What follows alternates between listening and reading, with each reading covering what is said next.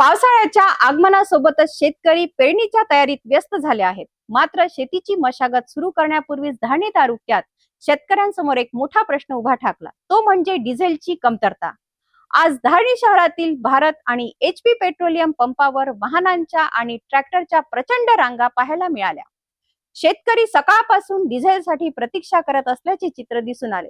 दरम्यान ग्रामीण भागात अवैध इंधन विक्री करणारी टोळी सक्रिय झाल्याची धक्कादायक माहिती समोर येत असून शेतकऱ्यांची आर्थिक लूट होत असल्याचा आरोपही केला जात आहे. धारणी तालुक्यात सध्या शेतीची कामांना वेग आला आहे.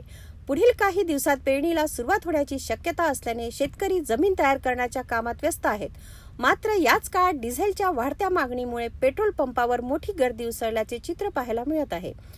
धारणी शहरातील भारत पेट्रोलियम आणि HP पेट्रोलियम पंपावर ट्रॅक्टर तसेच इतर वाहनांच्या लांबच लांब रांगा लागल्या आहेत.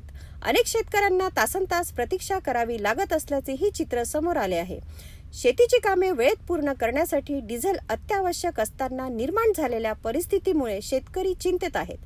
दरम्यान सूत्रांकडून मिळालेल्या माहितीनुसार ग्रामीण भागात अवैध पद्धतीने डिझेल आणि पेट्रोलची विक्री सुरू असल्याचा आरोपही केला जात आहे.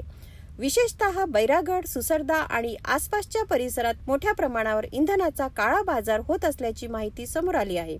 या अवैध विक्रीमुळे शेतकऱ्यांना जास्त दराने इंधन खरेदी करावे लागत असून त्याची आर्थिक लूट होत असल्याचेही सांगितले जात आहे.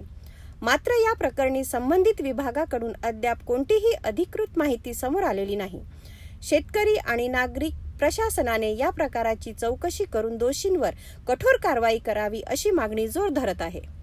तर एका बाजूला पेरणीचा हंगाम जवळ आला आहे, दुसऱ्या बाजूला डिझेलसाठी पेट्रोल पंपावर लागलेल्या रांगा आणि अवैध विक्रीच्या चर्चा शेतकऱ्यांच्या अडचणी वाढवत आहेत.